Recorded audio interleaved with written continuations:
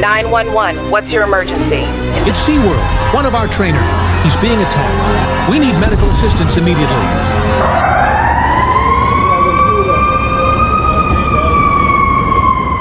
It was meant to be just another show. Laughter, cheers, and the majestic dance of man and beast. But beneath the surface, something snapped. Ken Peters, one of SeaWorld's most experienced trainers, was performing with Kasatka, a 6-ton orca he had worked with for years. Then in an instant, the performance turned into a nightmare.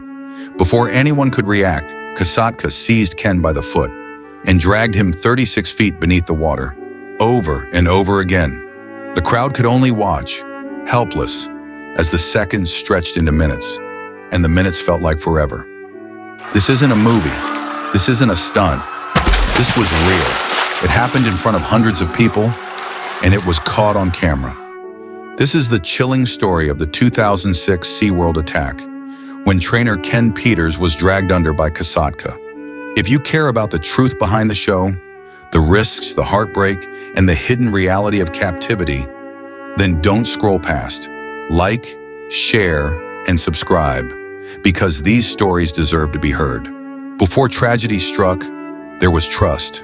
Years of it.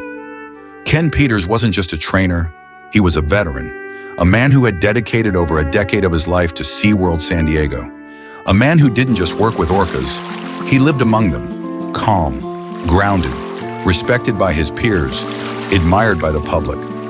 He was known not just for his technical skill, but for something deeper, an ability to connect, to read the animals, to move with them, breathe with them, to trust them, and be trusted in return.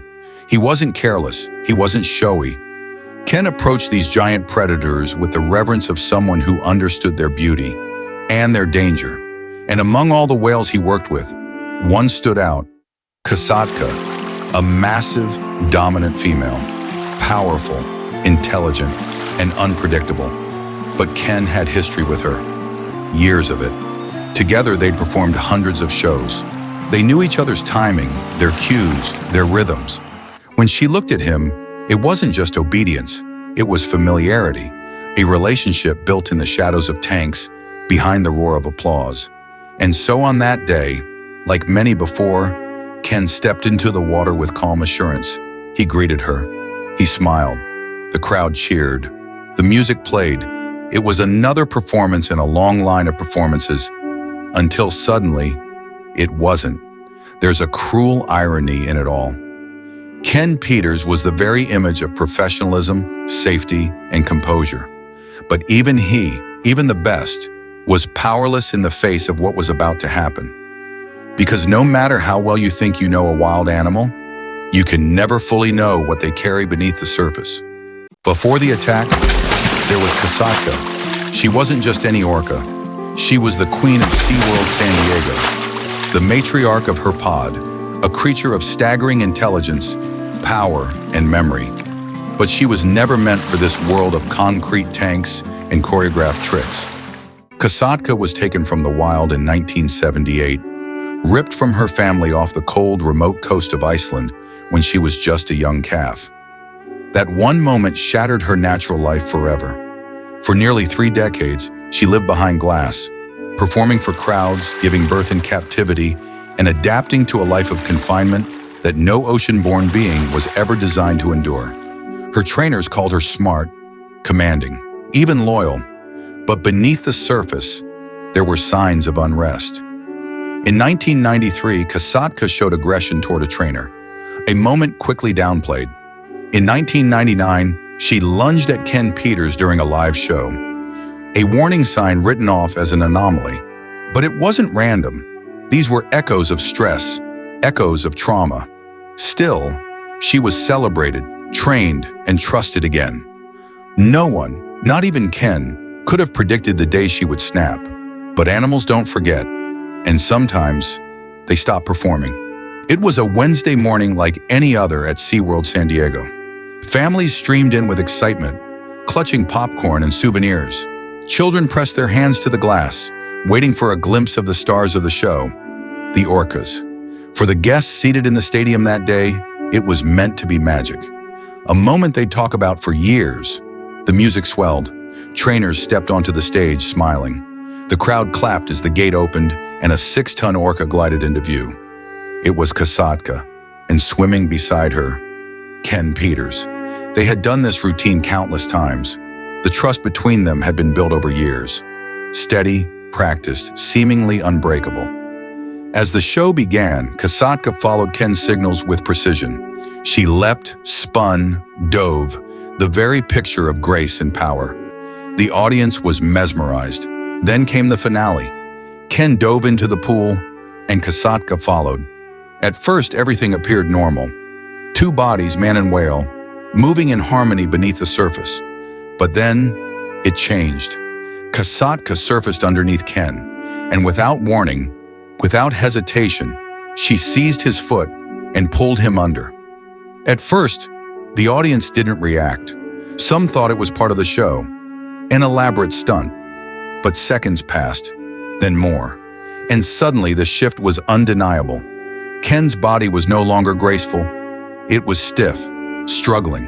The smile was gone from his face, replaced by something else. Panic. Kasatka wasn't letting go. She plunged deeper, dragging Ken 36 feet down. The water that had moments before shimmered with light now became a prison. In those moments, time stopped. Above the surface, trainers scrambled. Below, Ken was fighting for air and for his life, and the audience watched in frozen silence. Some covered their mouths, others clutched their children. A few began to scream, because by now it was clear.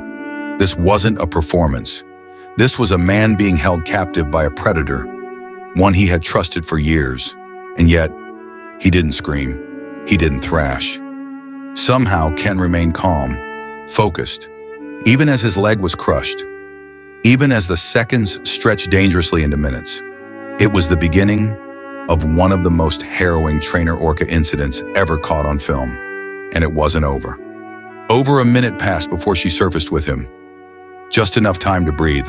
Then, she dove again, harder, deeper, and it kept happening, again and again and again. For more than 9 agonizing minutes, Casatka held him in a terrifying cycle of suffocation and survival. Trainers were powerless. Emergency signals were sent. The crowd watched in horror, frozen. Some cried, some screamed, others turned away. There was no safe way to intervene. Nothing could separate man from whale. No net, no barrier, no voice command. This wasn't just an accident. It was a breakdown of trust, of control, of everything the show was supposed to represent. And then, something changed. Kasatka surfaced and released him. Just like that, after 9 minutes of dragging, diving, and near drowning, she let go. Ken floated to the surface, limp, exhausted, but alive. The trainers rushed in immediately. They reached him, pulled him out, carried him across the slippery platform as his leg bled and his body trembled. The pain, unbearable. But he was breathing. An ambulance arrived within minutes. Ken was rushed from the park to the hospital, still conscious, his legs shattered, tendons torn, bones crushed. But he survived. No one in the crowd clapped. There was no music, no final bow, only the sound of silence. Because on that day, the illusion of safety was shattered, and the reality of captivity came violently to the surface. What could make a creature like Kasatka, intelligent, trained, trusted, turn so suddenly and so violently? What triggered the attack? What flipped the switch in her mind that morning as the show unfolded before families and children? Some experts believe the answer lies just beyond the glass, because while Ken was in the water, Kasatka's young calf, Kalia, was in another pool nearby. Separated, she was calling out, whining, crying. To the human ear, it might have sounded like nothing, but to Kasatka, it was everything. Orcas are among the most emotionally bonded creatures on the planet. In the wild, they stay with their families for life. Mothers don't leave their calves, not ever. But in captivity, separation is common. And that day, as the crowd watched and cheered, Kasatka may have been hearing something far more powerful than applause. She may have been hearing her daughter cry and realized she couldn't reach her. It wasn't just stress. It wasn't just instinct. It may have been grief, frustration, a deep maternal rage that no trainer, no cue, no command could override. And it wasn't the first time. Kasatka had shown signs of agitation in the past, lunging at trainers, refusing commands, resisting routines. But it was always brushed aside, labeled as disobedience, handled behind closed doors. Yet this wasn't a malfunction. This wasn't a glitch in her training.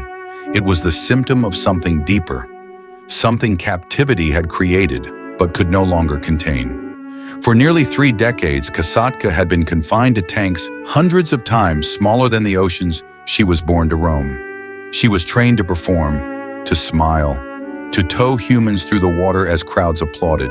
But beneath it all, she was still wild, still aware, still a mother, still a being capable of remembering pain and demanding to be heard. And that day, maybe she wasn't attacking. Maybe she was crying out, not just for Kalia, but for herself. A mother trapped in a system that didn't hear her until it was too late. Against all odds, Ken Peters survived. His foot had been crushed, bones shattered, tendons torn. Kasatka's massive jaws had punctured deep into his flesh, her teeth leaving wounds that would scar him for life. And yet, he never screamed. Not once. He didn't panic. He didn't flail.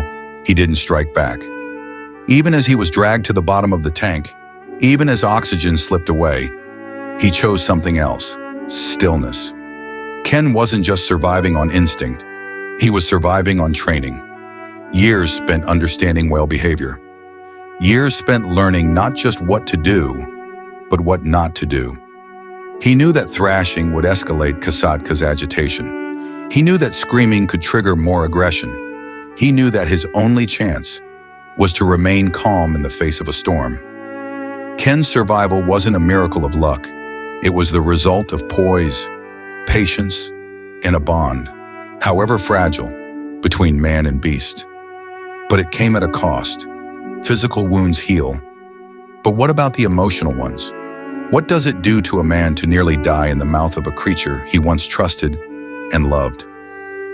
For years, what took place that day, the sheer terror, the helplessness, the brutal reality of captivity, was hidden behind closed doors. No press release, no public statement, no accountability. The video was locked away in the company's archives, as if it never happened. But the truth has a way of resurfacing. In 2010, tragedy struck again. Another trainer, Don Branchot, was killed by an orca named Telecom in front of a live audience. The world gasped, grieved, demanded answers. That's when OSHA, the Occupational Safety and Health Administration, launched a sweeping investigation into SeaWorld's practices. And buried deep in the files, they found the footage, the Ken Peters incident, footage that, until then, the public had never seen. When it was finally shown in court, unedited, raw, painful, even seasoned investigators sat in stunned silence. Here was a man, dragged again and again to the bottom of a tank, held captive by a 6-ton orca, while other trainers stood by, unable to intervene. A haunting echo of what was to come. The court called it willful endangerment. OSHA cited SeaWorld for multiple safety violations, accusing the park of knowing the dangers and doing nothing to prevent them. They stated clearly, trainers working closely with orcas were in imminent danger of death or serious injury. But the cost of changing came too late. For Ken Peters, it was a near-death experience. For Don Branchot, it was fatal. And for the world watching, it was a reckoning. This wasn't a show anymore. It was a warning. One SeaWorld could no longer bury. One they could no longer afford to ignore. Kasatka, the name still echoes through the walls of SeaWorld, not with applause but with memory. She died in August of 2017 after a long and painful battle with a chronic bacterial lung infection. Her condition had deteriorated for years, And in the end, she was euthanized by the very hands that once fed her, trained her, and put her on display. But long before her final breath, Kasatka had already been fading, not just in health, but in spirit. She spent nearly 4 decades in captivity. 40 years. That's longer than most people spend in one career.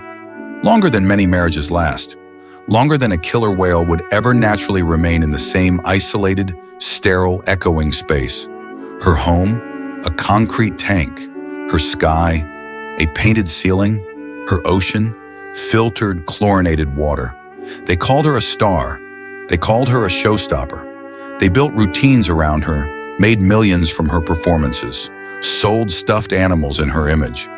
But behind the curtain, behind the perfect jumps and the synchronized spins, was a creature who had once roamed vast oceans. A being born to swim 100 miles a day, to hunt, to raise calves in the wild, to live in a matriarchal pod with ancient social traditions passed from generation to generation. Instead, she gave birth in captivity. She raised her calves in artificial pools. She heard their cries through divider gates and metal walls. And when those cries grew louder, like that day with Ken Peters, something in her snapped. Kasatka's story is not just about a whale. It's about what we did to her. It's about the cost of turning sentient beings into spectacles. And it's about what happens when we push a creature built for the deep into a shallow box. To some, she will always be remembered as a brilliant performer, intelligent, powerful, majestic.